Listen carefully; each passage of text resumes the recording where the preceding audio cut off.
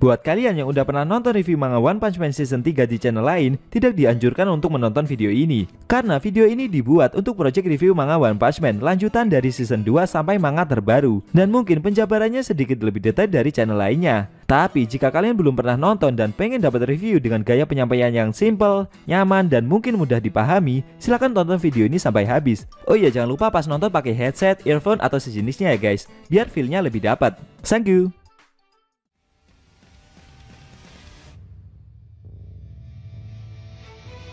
Hai guys, selamat datang kembali di channel Enkun. Fansi butak berjubah bisa merapat karena di video kali ini kita membahas lanjutan cerita One Punch Man setelah Tatsumaki bersama Genos dan Drivenet yang terus menyerang Saikorochi yang mencoba kabur. Lebih tepatnya kita akan mereview manga One Punch Man versi Murata chapter 135 yang bersumber dari website Reddit OPM atau forum Reddit. Dan buat kalian yang belum lihat review chapter sebelumnya bisa klik link di pojok kanan atas video ini ya. Nah, di chapter 135 ini, Drivenet dengan mode taktikal terbangnya masih berusaha menangkap Saikorochi. Di sisi lain, setelah ketakutan menghadapi eksekutif asosiasi monster, Amaimas mengalami gejolak besar dalam dirinya. Penasaran? Oke, langsung aja kita bahas. Let's go!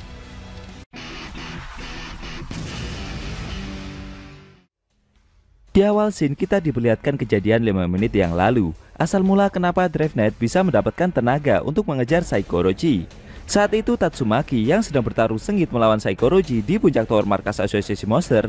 Dari kejauhan terlihat Drivenet yang sedang memperhatikan dan menganalisa pertarungan sengit kedua karakter tersebut. Saat itu Drivenet menduga jika dengan kemunculan menara yang berasal dari dalam tanah itu, bisa jadi si Tatsumaki sedang berhadapan dengan pemimpin dari asosiasi monster. Melihat pertarungan yang tercipta amat sangat sengit, membuat Drivenet ingin mendapatkan sampel atau setidaknya secul daging milik pemimpin asosiasi monster tersebut, yang nantinya akan dia teliti untuk pengembangan tubuh cyborgnya itu. Namun sekarang ini energi Drivenet tidak cukup untuk memburu monster tersebut, karena di pertempuran sebelumnya pahlawan cyborg itu telah menggunakan hampir semua kekuatannya dalam menghadapi monster Nyan. Efek pertempuran sengit dari Tatsumaki dan Saikos membuat permukaan kota Z mengalami pergeseran, sehingga konstruksi tanah terbelah satu sama lain. Dari dalam tanah yang terbelah itu sampai mengeluarkan kabel listrik kota, bahkan sampai membuat kabel tersebut terputus. Melihat hal itu, Drivenet tidak menyia-nyiakan kesempatannya untuk mengambil sumber energi dari listrik tersebut. Dia segera menyedot tenaga listrik yang ada untuk Drivenet jadikan sumber energi. Efek dari pahlawan cyborg tersebut yang menyerap tenaga listrik sebesar itu sampai membuat kota di sebelah kota Z mengalami pemadaman dalam skala besar.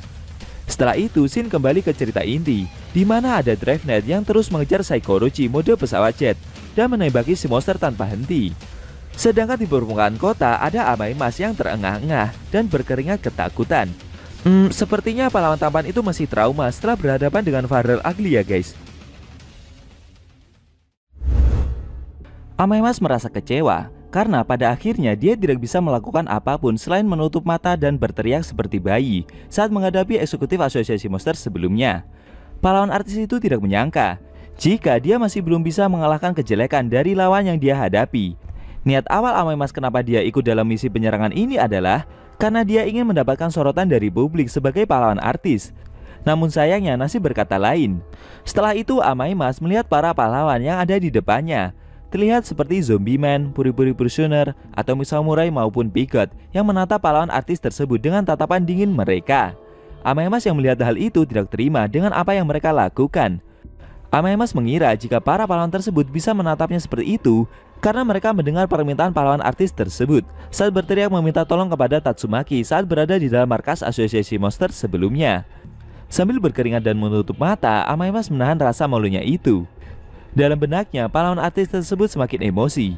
Dia tidak ingin membiarkan para pahlawan itu memandang rendah dirinya yang merupakan seorang pahlawan sejati.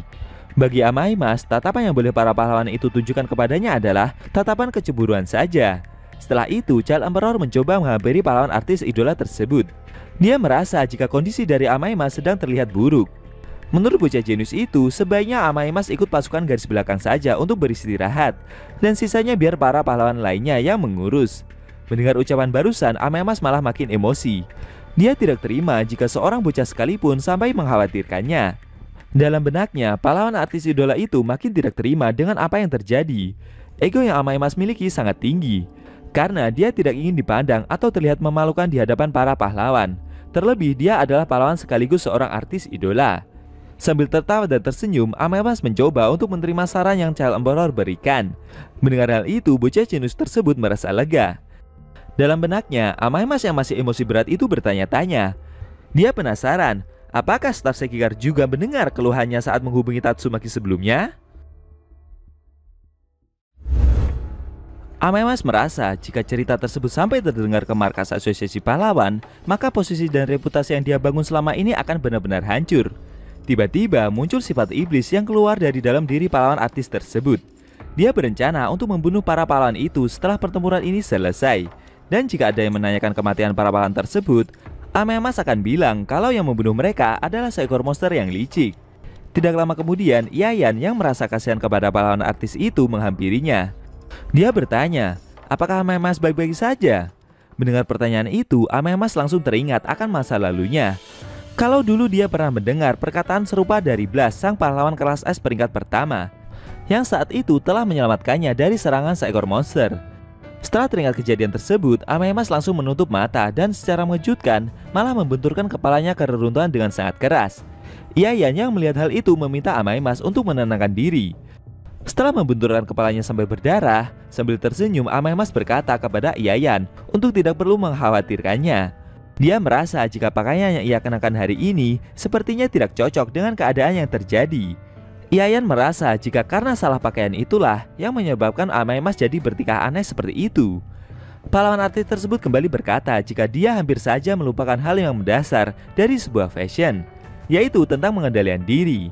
Lalu sambil berjalan pergi meninggalkan Yayan, Amaymas telah kembali ke dalam kondisi yang jauh lebih baik dan lebih bersemangat dari sebelumnya. Secara tak terduga, setelah mengingat masa lalunya saat bertemu dengan Blast, pahlawan artis idola itu bisa kembali tenang. Apakah Amaymas dengan keadaan yang sudah lebih baik itu akan ikut bertarung juga dan membantu para pahlawan mengalahkan Saiki Orochi? Sayang sekali, scene cerita manga One Punch Man versi Murata chapter 135 telah berakhir.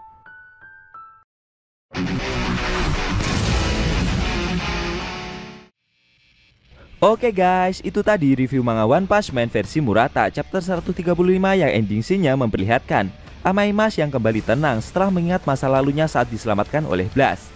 Ternyata di masa lalu Amaymas pernah bertemu dengan Blast ya guys. Bagaimana menurut kamu? Jangan lupa tinggalkan komentar kalian ya. Kalau mau nonton review sebelum atau selanjutnya bisa klik link di deskripsi. Linknya udah Mimin taruh di sana kok. Buat kalian yang punya Instagram atau TikTok, jangan lupa follow sosmed Mimin juga ya guys. Oke? Tekan like kalau suka sama video ini dan dislike kalau nggak suka. Jika ada kata-kata dari Enku yang kurang pas, Enku mohon maaf. Dan sampai bertemu di video review manga One Punch Man versi Murata selanjutnya.